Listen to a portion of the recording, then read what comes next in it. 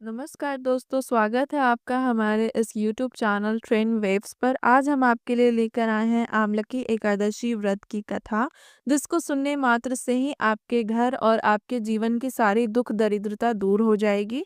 तो चलिए हम शुरू करते हैं आमलकी एकादशी व्रत की कथा।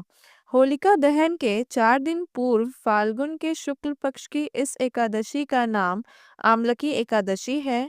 इन दिनों आंवले के वृक्ष में भगवान विष्णु का निवास रहता है।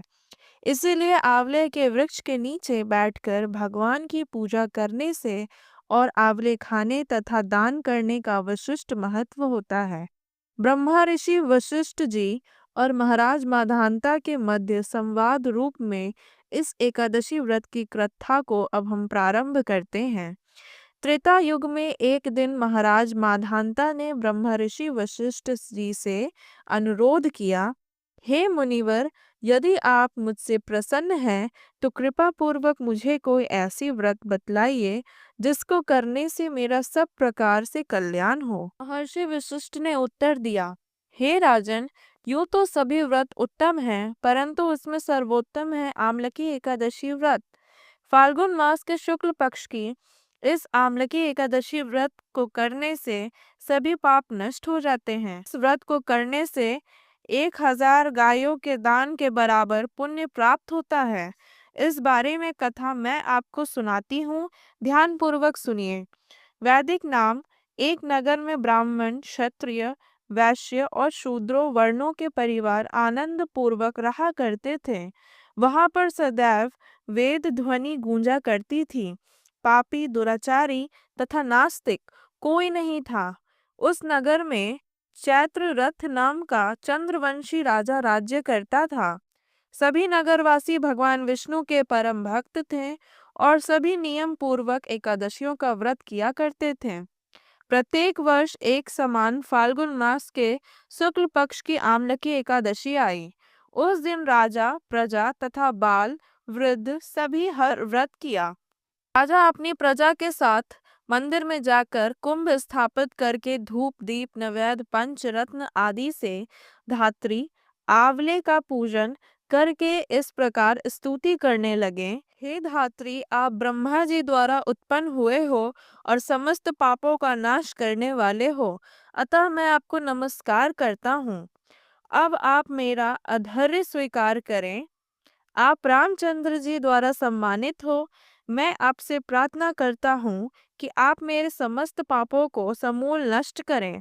मंदिर में सबने रात्रि को जागरण किया। रात के समय वहां एक बहेलिया आया जो अत्यंत पापी और दुराचारी था। वह अपने कुटुंब का पालन जीव हंसा करके किया करता था। उस दिन को उसे कोई शिकार नहीं मिला था, अतः निराहार रहना पड़ा। भूख तथा प्यास से अत्यंत व्याकुल वह बहेलिया मंदिर के एक कोने में जाकर बैठ गया और विष्णु भगवान तथा एकादशी महात्म्य की कथा सुनने लगा। इस प्रकार अन्य मनुष्यों की भांति उसने भी सारी रात जागकर बिता दी।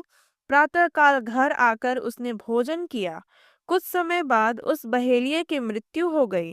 आमलकी एकादशी व्रत का जागरण व व्रत करने के कारण अगले दिन जन्म में उसे बहेलिये ने राजा विदुरथ के घर में जन्म लिया।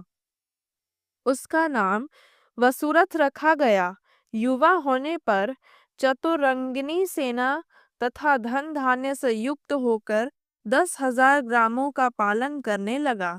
वह तेज में सूर्य के समान, क्रांति में चंद्रमा के समान, वीरता में भगवान विष्णु के समान और क्षमा में पृथ्वी के समान था। वह अत्यंत ही धार्मिक, सत्यवादी, कर्मवीर एवं विष्णु भक्त राजा बना। प्रजा का सम्मान भाव से पालन, यज्ञ कराना तथा दान देना उसका नित्य कर्तव्य था। एक दिन राजा वसुरथ शिकार खेलने के लिए वन गया। देवयोग से वह मार्ग भूल गया और रात्रि हो जाने पर उसी वन में एक वृक्ष के नीचे सो गया। थोड़ी देर बाद पहाड़ी मलेच्छ वहां आए और राजा को अकेला देखकर मारो मारो की आवाज लगाते हुए वसुरथ की ओर दौड़े। वे मलेच्छ कहने लगे कि इसी दुष्ट राजा ने हमारे माता पिता, पुत्र पौत्र आदि अनेक संबंधियों को मारा है तथा देश से इसे निकाल दिया, अतएव उसको अवश्य मरना चाहिए। ऐसे कहकर वह मलेच्छ अस्त्र शस्त्रों का प्रहार करने लगे। अनेक अस्त्र शस्त्र राजा के शरीर पर गिरते ही नष्ट हो जाते और उनका वार पुष्पों के समान प्रतीत होता। अब उन मलेच्छों के अस्त्र शस्त्र उल्टा उन्हीं पर प्रहार होने लगे, जिससे वह घायल होने लगे। उसी समय राजा को भी मूर्छा आ गई। उस समय राजा के शरीर से एक दिव्य स्त्री उत्पन्न हुई। वह स्त्री अत्यंत सुंदर व वस्त्रों से आभूषणों से अलंकृत थी, मगर उसकी भुकुटी टेढ़ी थी और आंखों से लाल लाल अग्नि निकल रही थी। वह स्त्री मलेच्छों को मारने दौड़ी और थोड़ी ही देर में उसने सब मलेच्छों को काल के गाल में पहुंचा दिया। जब राजा सोकर उठे तो इन मलेच्छों को मरा हुआ देखकर सोचने लगा कि इन शत्रुओं को कैसे मारा है। वह ऐसा विचार कर ही रहा था कि तभी एक आकाशवाणी हुई, हे राजा, इस संसार में विष्णु भगवान के अतिरिक्त कौन तेरी सहायता कर सकता है। इस आकाशवाणी को सुनकर राजा अपने नगर को चला आया और सुखपूर्वक राज्य करने लगा। महर्षि वशिष्ठ जी आगे बोले, हे राजन, यह आमलकी एकादशी के व्रत का प्रभाव था। जो मनुष्य इस आमलकी एकादशी व्रत करते हैं, वे सभी कार्यों में सफल होकर अंत में विष्णु लोक को प्राप्त होते हैं। जय श्री हरि विष्णु। अगर आपको हमारा ये वीडियो पसंद आए तो कृपा करके इसे लाइक, शेयर और सब्सक्राइब ज़रूर करें। धन्यवाद।